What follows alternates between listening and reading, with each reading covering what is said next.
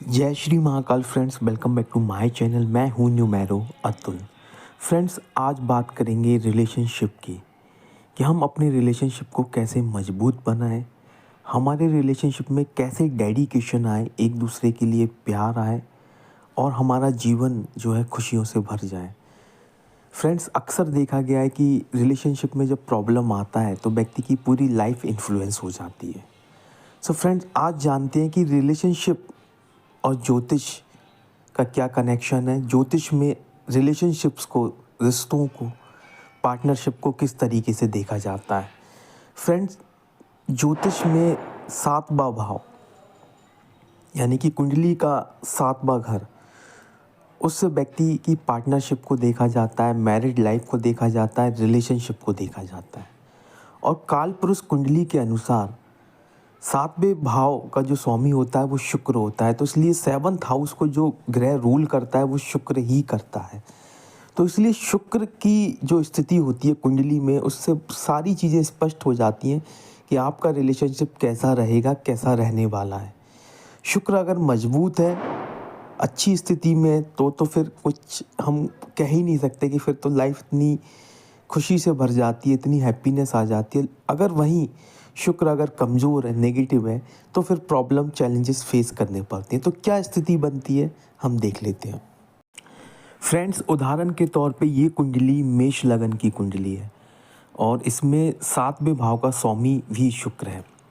अब हमें क्या देखना है, हमें दो चीज़ों का ध्यान देना है। एक तो जो काल पुरुष कुंडली के अनुसार सातवें घर का स्वामी ही शुक्र है, तो शुक्र की स्थिति को देखना है कुंडली में सबसे पहले। और दूसरा कि सातवें भाव का स्वामी कौन है। ये तो मेष लगन की कुंडली है तो इसमें सातवें भाव का स्वामी शुक्र हो गया। अब वृषभ लगन है तो उसमें जो स्वामी है वो बदल जाएगा, उसमें मंगल हो जाएगा, यहाँ 8 नंबर की राशि आ जाएगी। अगर मिथुन लगन है तो यहाँ पर 9 नंबर आ जाएगा और सातवें भाव का स्वामी जो है वो गुरु आ जाएगा, क्योंकि धनु राशि यहाँ पर आ जाएगी। तो लगन के हिसाब से सातवें भाव की राशि बदलती जाएगी। तो आप अपने लगन के अनुसार देख सकते हैं। तो हमें दो चीज़ों का ध्यान देना है। पहला तो शुक्र का ध्यान सभी को देना है कि शुक्र कहाँ बैठा हुआ है, किस पोजीशन में है। दूसरा, आपके लगन का स्वामी कौन है, आपका लगन का स्वामी किस स्थिति में कहाँ बैठा हुआ है। और अब करना क्या, सिर्फ मैं आसान भाषाओं में एक आसान तरीके से आप सभी को समझाना चाहता हूँ ताकि आप खुद उसका उपाय कर सकें, रेमेडी कर सकें। कि आपके सातवें भाव का जो स्वामी है उसे हमें पॉजिटिव करना है। अब मान के चलिए कि यहाँ पर सातवें भाव का स्वामी शुक्र है, तो शुक्र की एनर्जी को पॉजिटिव यूज़ करना है एज एन रेमेडी, एक उपाय के तौर पे। जैसे कि शुक्र का जो संबंध होता है वो फीमेल से होता है, ठीक है, सुहागन औरत से होता है, ग्लैमर से होता है, चार्म से होता है। अब शुक्र की जो संबंधित अगर वस्तु या चीज़ अगर हम कहें तो परफ्यूम, इत्र, फ्रेगनेंस, डिओड्रेंट, ये शुक्र का एक एलिमेंट है। तो अगर आप चाहें तो इसका इस्तेमाल कर सकते हैं। अगर वैदिक ज्योतिष की बात करें तो शुक्र को मजबूत करने के लिए पानी में इत्र डालकर शिवलिंग पर अर्पित किया जाता है, तो जिससे महामहिम महाकाल प्रसन्न होते हैं और आपको उसका लाभ मिलता है। तो आप यहाँ पर नोटिस करिए एक बात कि जो इत्र है, परफ्यूम है, फ्रेगनेंस है, उसका सीधा संबंध शुक्र से है और आपने उसका यूज़ किया, यूटिलाइज़ किया एक पूजा में, एक इबादत में, एक अभिषेक किया बाबा का, तो उसका पॉजिटिव यूज़ हुआ।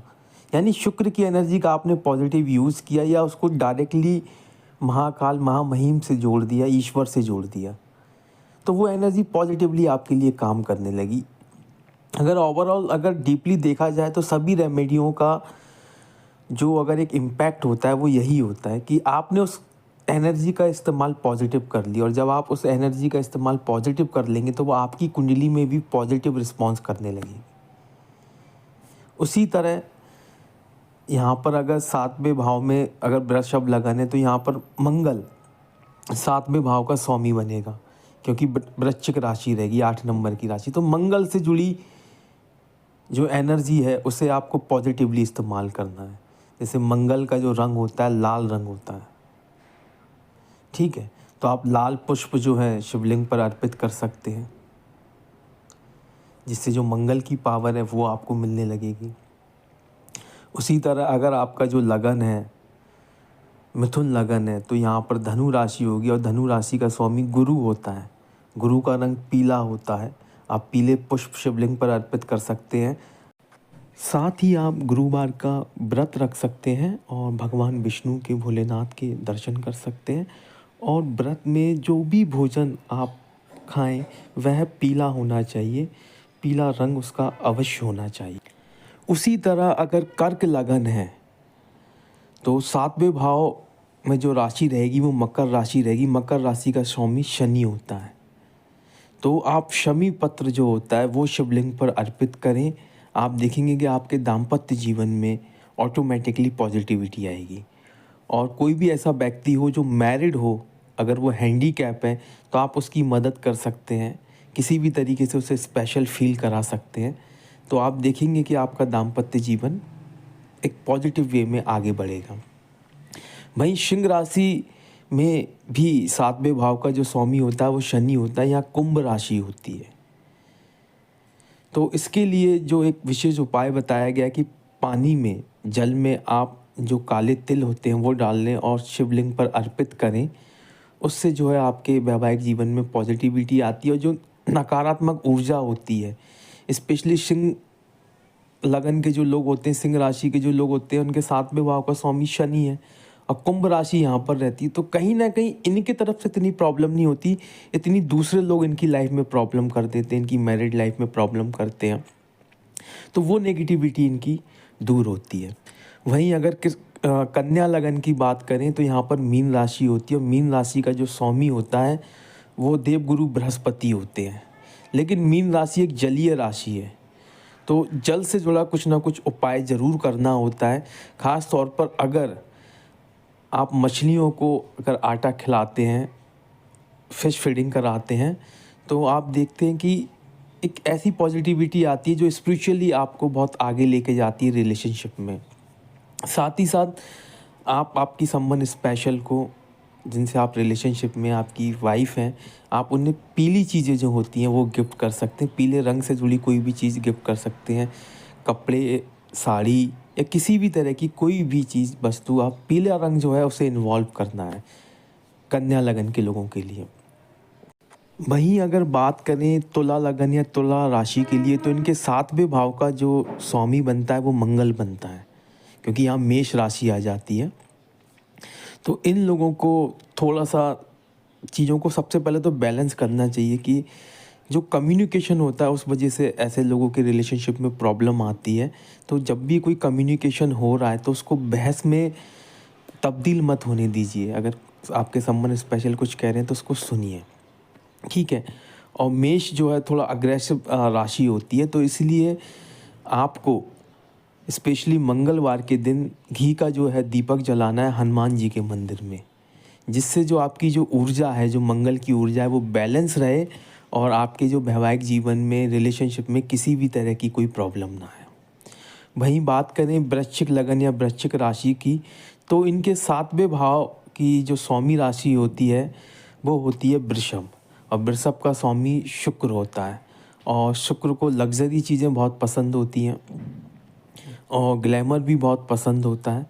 तो अगर जो मेल जो लोग हैं, तो अगर वो अपने संबंध स्पेशल को मेकअप से जुड़ी कोई भी चीज़ देते हैं, सुहाग से जुड़ी कोई भी चीज़ गिफ्ट करते हैं, तो उसका एक पॉजिटिव इम्पैक्ट देखने को मिलता है इनकी लाइफ में। और साथ ही साथ दूध से जब अभिषेक करते हैं शिवलिंग का, उससे इनका शुक्र बहुत ज़्यादा मजबूत हो जाता है। और बस कंडीशन ये है कि अगर हस्बैंड वाइफ हैं तो ये दोनों एक साथ अभिषेक करें, दूध से शिवलिंग पर अभिषेक करें। और तांबे का बर्तन नहीं होना चाहिए, आप स्टील का बर्तन ले सकते हैं, चांदी का बर्तन ले सकते हैं। तो उससे आप देखेंगे कि एक पॉजिटिविटी आपकी लाइफ में आएगी। मकर राशि या मकर लगन के लोगों की बात करें तो इनके 7वें भाव की स्वामी बनती है कर्क राशि, ठीक है।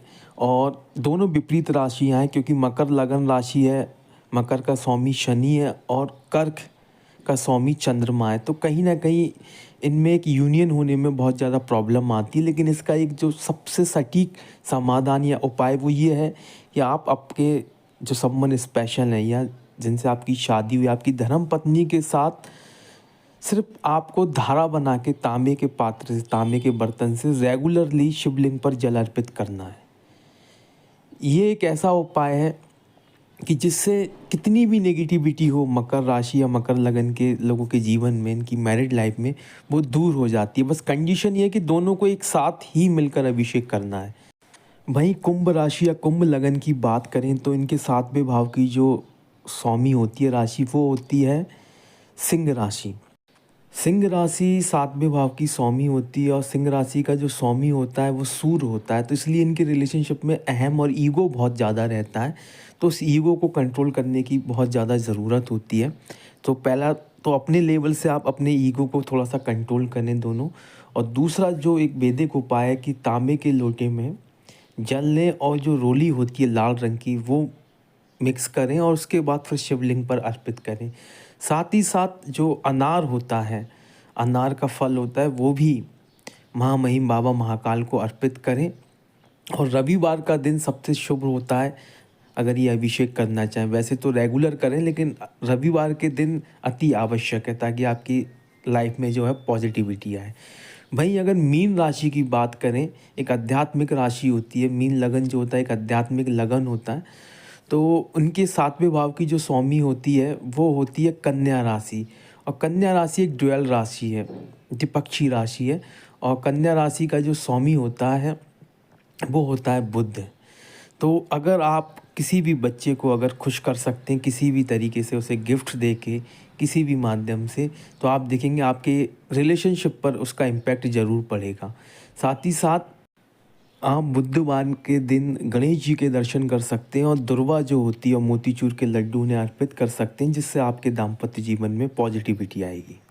साथ ही फ्रेंड्स, ये तो लगन और राशि अनुसार मैंने 7वें भाव के उपाय बताए। लेकिन एक जो कॉमन उपाय जो सभी को करना है अपने रिलेशनशिप को मजबूत करने के लिए, वो है कि शुक्र की पावर को स्ट्रॉन्ग करना है, उसे पॉजिटिव करना है।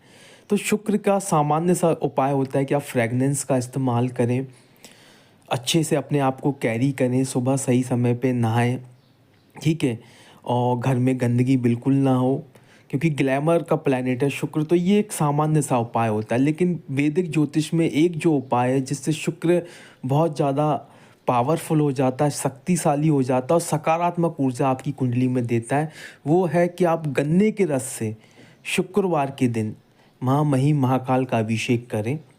अगर आपकी शादी नहीं हुई है तो आप अकेले कर सकते हैं, जल्द ही आपकी शादी हो जाएगी। और अगर आपकी शादी हो चुकी है, आप दाम्पत्य जीवन में, तो दोनों मिलके हस्बैंड वाइफ गन्ने के रस से अभिषेक करें। आप देखिए कि पूरा एक ट्रांसफॉर्मेशन आपके जीवन में हो जाएगा, आपका रिलेशनशिप एक नेक्स्ट लेवल पे पहुंच जाएगा। साथ ही साथ शुक्र जो है सुख समृद्धि के कारक भी हैं, तो सुख समृद्धि भी आती है और आपका जो रिश्ता होता है, आपका दाम्पत्य जीवन होता है, बहुत मजबूत हो जाता है। सो फ्रेंड्स, इस वीडियो में इतना ही। वीडियो पसंद आया तो वीडियो को लाइक करें, शेयर करें और चैनल को सब्सक्राइब करना बिल्कुल भी ना भूलें। सो मिलते हैं नेक्स्ट वीडियो में। Till then, good bye and जय श्री महाकाल।